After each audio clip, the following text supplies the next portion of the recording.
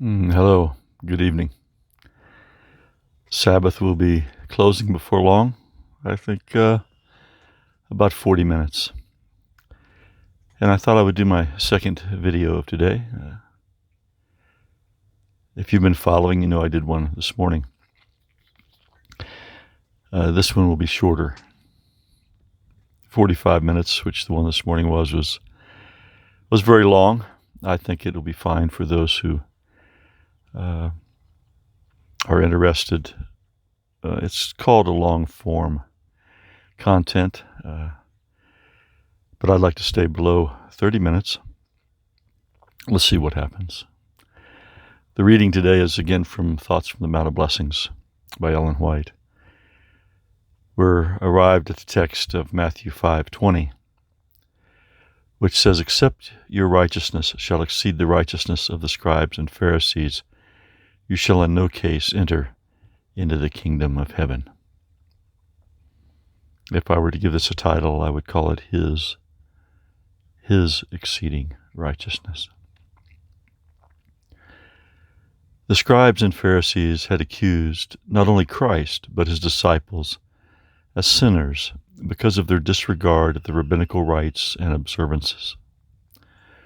Often the disciples had been perplexed and troubled by censure and accusation from those whom they had been accustomed to revere as religious teachers.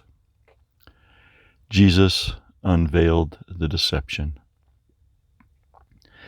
He declared that the righteousness upon which the Pharisees set so great value was worthless. The Jewish nation had claimed to be the special, loyal people who were favored of God, but Christ represented their religion as devoid of saving faith.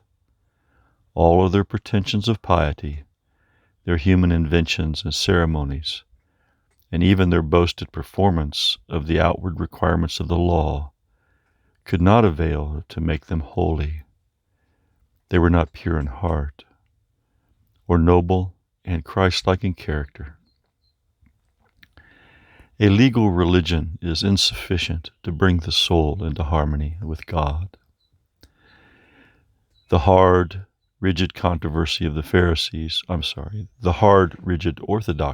the Pharisees, destitute of contrition, tenderness, or love, was only a stumbling block to sinners.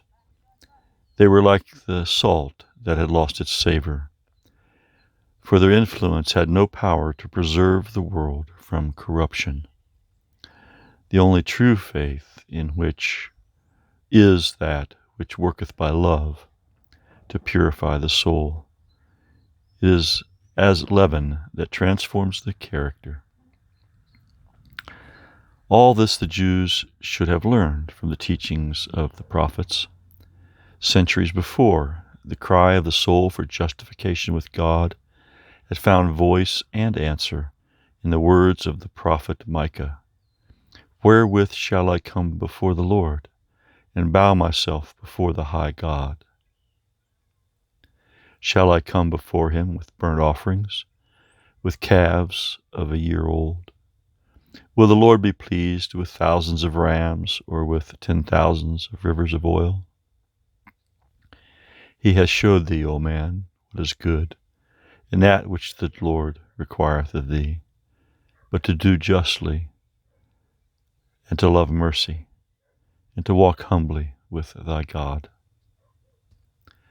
The prophet Hosea had pointed out what constitutes the very essence of Phariseeism in the words, "Israel is an empty vine, he bringeth forth fruit unto himself." Hosea 10:1. That previous verse, by the way, was Micah 6:6-8.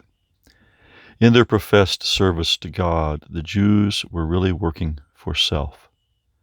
Their righteousness was the fruit of their own efforts to keep the law according to their own ideas and for their own selfish benefit.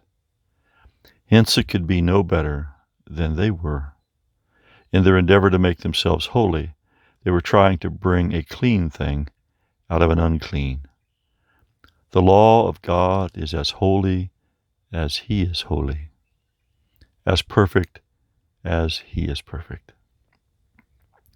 It presents to men the righteousness of God.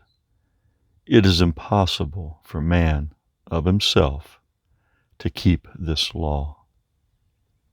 For the nature of man's depraved, deformed, and wholly unlike. For the nature of man is depraved, deformed, and wholly unlike the character of God. The works of the selfish heart are as an unclean thing, and all our righteousness are as filthy rags. Isaiah 64:6. While the law is holy, the Jews could not attain righteousness by their own efforts to keep the law. The disciples of Christ must obtain righteousness of a different character from that of the Pharisees if they would enter the kingdom of heaven. God had offered them in his Son the perfect righteousness of the law. If they would open their hearts fully to receive Christ, then the very life of God, his love, would dwell in them, transforming them into his own likeness. And thus, through God's free gift, they would possess the righteousness which the law requires. But the Pharisees rejected Christ, being ignorant of God's righteousness and going about to establish their own righteousness. Romans 10:3. They would not submit themselves unto the righteousness of God. Jesus proceeded to show his hearers what it means to keep the commandments of God, that it is a reproduction in themselves of the character of Christ. For in him God was daily made manifest before them. That's the reading on Matthew 5:21. The next, of course, Matthew 5:21 will be, everyone who is angry with his brother shall be in danger of the judgment. Something you might ask yourself is why, as Jesus takes up the specifics of the law, does he begin with anger and contempt? Another thought you might consider, and this is something that has certainly been emphasized already, that it is about relationships, and it is very personal, our relation to God and to others. Some have taken the Sermon on the Mount and simply reenacted a set of rules for earning merit, for bearing fruit, as she said, unto themselves, rather than unto God. This exceeding righteousness is about the righteousness between persons, between ourselves and God and between each other, right being and right doing through the righteousness of Christ. Love is relational. It only exists between persons. You've heard me say that before. Love is relational, and it only exists between persons. And you'll see from here on, as Jesus takes up specifics about those relationships, he will talk about hatred and anger and contempt. He will talk about greed and lust. He'll talk about anxiety and pride. Several other things he'll take up. But they all have to do with how we relate with one another. That should tell you what concerns Jesus most in his relationship with us.